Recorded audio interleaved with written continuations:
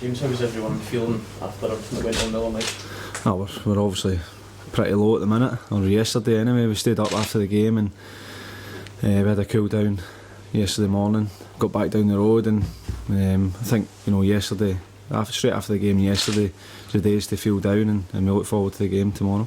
How's the manager? He was angry, to say the least. He was angry, but he's calmed down now, and obviously he's fine at the minute. A lot's been made about with some of his antics being caught on someone's mobile phone and plastered all over the internet. Is he aware of all that? I don't think he saw it, to be honest, but he's obviously aware of what's went on. I think that wasn't ideal, the situation afterwards, or the situation at the time. So I mean, it's part of the modern world now, and it's something that we have to deal with and just accept. Some people now certainly think that it's taken away from actually what happened on the field. I'm sure you guys would be keen not like that. No, I think obviously there was an issue, and the manager said what he said.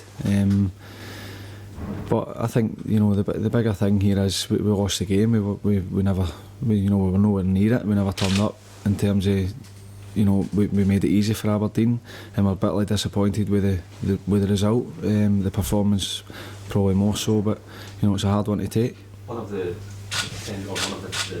suggestions following the fallout has been people saying that as assistant Scotland manager he should know better in those situations. Is he just a volatile character anyway? I think he's a grown man. He's vastly experienced, and I think when you feel as though there's something that's went against you, you're not going to be happy about it. As far as I was concerned, there was no issue in terms of the manager being sent off. I don't know why he was sent off, and we weren't told why he was sent off. So I think he took offence to just being told he was sent off and not given a reason. Is he the type of man who, after looking back at that, might feel he could have handled it better? You'll need to ask him that. That's, when the manager does the next press conference, if you turn up for that, you can ask him that. How did you feel in the touchline, James? Because Mark was saying, he felt even before the game and throughout that the fourth official was kind of acting strangely. Well, I'll go back to the reference the manager made early on in the game when the ball went out for a throw-in and Derek McInnes claimed for the throw-in, and the manager said that's embarrassing, claiming for that. That was his exact words, and the fourth official turned around and says, "You can't say that to me. You can't say that to me." And he thought he was talking to me.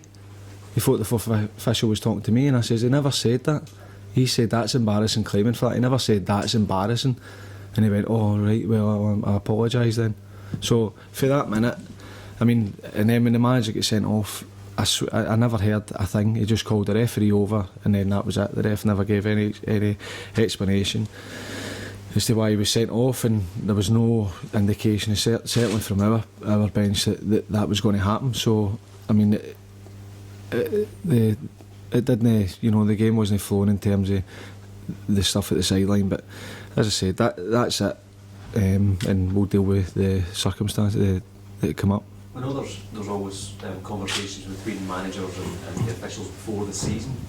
Do you feel that perhaps more needs to be done to create a better, or is this a one-off? Does there need to be a better relationship between managers and officials? Well, I think we're still awaiting, speaking to the referees regarding the red cards that we've received as well recently, and some of the red card or some of the similar offences that went unpunished elsewhere. So, we've initiated that, and we want to try and iron out the things that are maybe we feel are clouded. So we're, as I said, awaiting that meeting with the referees chief, and hopefully we can take it from there. The biggest gripe is the way that they're going about the business, or the decisions that are being made, or both? No, I mean that's what we've asked before, previous to the Aberdeen game, was to come in and explain what's deemed as a red card offence. I mean, the other night's totally different because it's a different circumstance, but prior to the game Wednesday night, we're awaiting the chief of the referees to come in and explain exactly why our players were sent off. I mean, it sounds like I'm going back and back, but that's what we're waiting on, and it's nothing to do with Wednesday, nothing to do with that game. We're waiting on clarification on what is deemed a red card and how our players are allowed to tackle, but that's a different issue from the other night. The manager mentioned the word agenda. I know that's a bit of a toxic word in Scottish football and football in general. I'm assuming you don't believe there's an agenda? I'm not here to speak for the manager, I'm here to speak for the club. I've spoke probably enough about the incident the other night, and we're here to obviously go on about tomorrow's game, so I don't really want to go on. Obviously I'll back the manager, I'm here to support him, but we're ready to speak about tomorrow's game now, I think. Given the result the other night, James, is this the worst kind of game to have, or is it the best game to have? It's hard to say. I think we've done well against Celtic this season. Alright, we've lost, but we feel as though we've played well. We feel as though, especially the last game at home, we came up with a game plan that almost worked. Similar to Parkhead, the goals we lost we could have done better. So we feel as though we've done well against Celtic.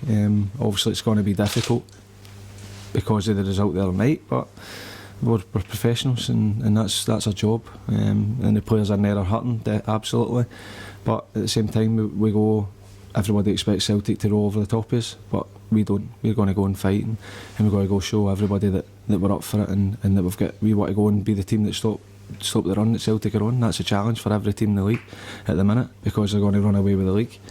But the challenge now for us and for every other team is to be the team that stops them. What do you think went wrong the other night, and how can you fix it?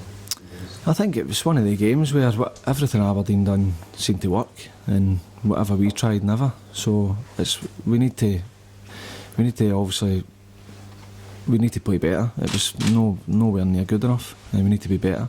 And I'm sure we will be. As I said, we've prepared as well as we can. We're having a game on Wednesday, and we'll go and train this morning and get. We need to stop. Make sure we're not feeling sorry for ourselves this morning, and get at it and look forward to what's going to be hopefully a good game tomorrow. As I talked about after the game, but communication maybe being an issue during the game, and it's something that had to happen in the hours after the game on the bus home, where players were talking to each other, working out what went wrong. I think that process is going to help, but has that helped already? Well, I think normally if you're away, we don't normally stay up after the game, so you're on the bus and some boys are, you don't all sit right beside each other. Some boys go to sleep, some could put their earphones on, whatever. But on Wednesday we stayed up, we went back and we had a bit of supper when we were all together. Same, we were in the pool the next day and we were all together. So, we're not avoiding each other, we're not trying to hide for the fact that we lost 7-2, but we've met it head on and we'll be ready. As I said, we'll speak to the players this morning again. And we'll be ready to go and ready to prepare properly for the game tomorrow. There was a bit of disagreement between the two management teams last time you played Celtic. Anticipating any ill feeling after that? No, I think it's a lot of times moved since then, and there certainly won't be any ill feeling from us. So it's a game that we are actually looking forward to. I know that it'd be difficult to imagine after losing 7-2 to Aberdeen. You'd imagine at Celtic, they are absolutely a better team than Aberdeen, but we are looking forward to it, and I don't think that if you go in with that kind of looking for any negativity at the start, then it's a waste of time. I mean, you have arguments, you have fallouts, and you just have to move on and put it behind you. Given your knowledge of this group of players, James, do you expect there to be a reaction from? Absolutely. I think there has been. There's no many occasions, especially since I've been involved in the coaching side, that I can say the players weren't good enough. The other night was one of them. But at any time that it's been a bad result or a bad performance, we've bounced back straight away. So I don't have any problems with the character of the players that we've got in the dressing room. They're all up for the challenge, and I think you'll see that tomorrow. Going off-piste a little bit, there was a time not so long ago that you were linked to Celtic. I think every transfer window, did that ever really happen? Was it? It's this, yeah. It's a life story. Aye, there was a couple of times it could have happened, but obviously it didn't, and it was close a couple of times. Anything else? Parkinson up in the back, yeah, no.